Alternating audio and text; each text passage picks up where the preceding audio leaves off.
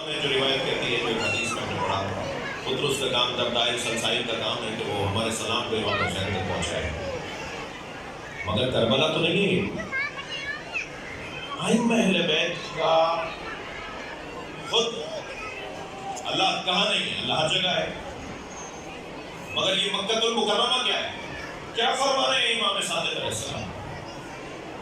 فرما رہے ہیں اِنَّا لِلَّهِ حَرَمًا، اللہ کا ایک حرم ہے، وہ مکہ ہے۔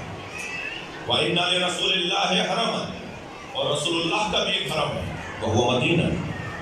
وَإِنَّا لِأَمِيرِ الْمُؤْمِنِينَ حَرَمًا، اور امیر المومنین علی بن ابی طالب کا ایک حرم ہے، وہ کوفہ۔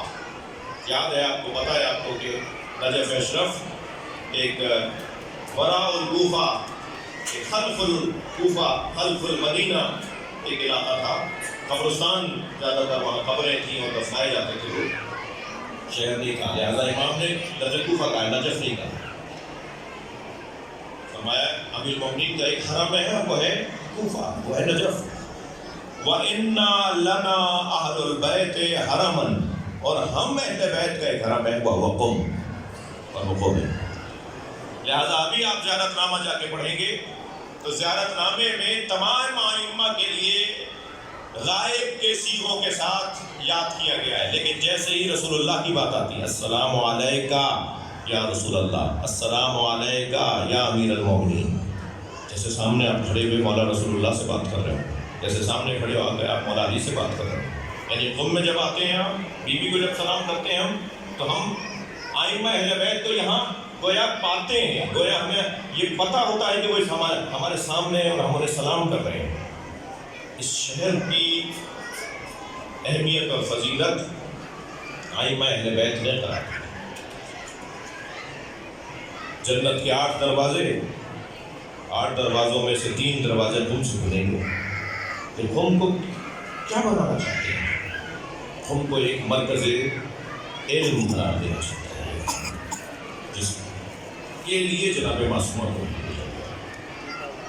اور یہاں آنے کے بعد آپ نے دیکھا کہ جو جلوہ اس بی بی کی وجہ سے اس شہر کا بنا، اللہ صدرہ محمد حسن، محمد حسین گروجردی، آیت اللہ بہجت، خود امام خمینی رضوان اللہ تعالیٰ علیہم، یہ ہستیاں یہاں آ کر اپنی گردن جھکاتی تھیں۔ آیت اللہ بہجت کو تو ہم طالب علموں نے بھی بارہا دیکھا، نماز فجر کے بعد شاید 70 سال مسلسل ان کی یہ ریاضت رہی ہے، حرم حضرت معصومہ میں آ کے سلام کی کرتے تھے، ایک مخصوص جگہ میں کھڑے ہو کے وہ زیارت نامہ پڑھتے تھے، کھڑے ہوئے بڑے بڑے لوگ۔ یہ آیت اللہ شہاب الدین مرشی نجفی کے والد سے محمود مرشی نجفی کا قم ہجرت کرنا ان کا وہ خواب ہے، ان کا وہ مکاشفہ ہے۔ ان کی آنکھوں کے سامنے سے جب حجاب ہٹتے ہیں، وہ جب جناب زہرا کی قبر کو ترک کرنے کے لیے چلہ کرتے ہیں، ریاضت کرتے ہیں، وظیفہ کرتے ہیں، اور محنت کے بعد جب ان کی آنکھوں سے حجاب ہٹتا ہے اور مکاشفہ ہوتا ہے، تو انہیں حکم دیا جاتا ہے کہ علیکہ بکریمۃ اہل بیت، تم کریمہ اہل بیت کے پاس چل جاؤ۔ تم فاطمہ زہرا کی قبر جاننا چاہتے ہو تو کریمہ اہل بیت کے پاس چل جاؤ۔ کریمہ اہل بیت کون ہے؟ کریمہ اہل بیت ہماری معصومہ ہے، بڑے بڑے لوگ۔ آیت اللہ مرشی نجفی نے اپنے ذاتی جو مکاشفات ہیں وہ بھی بیان کیے ہیں اپنے شاگردوں سے۔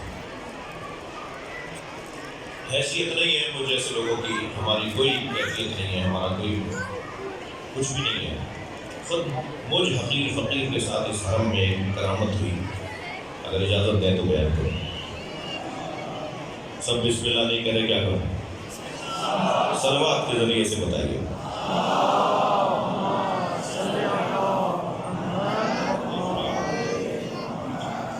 اور ہمارے آگے آگے بلا لیجیے تھوڑا دوستوں کو، ایک صلوات پڑھتے ہوئے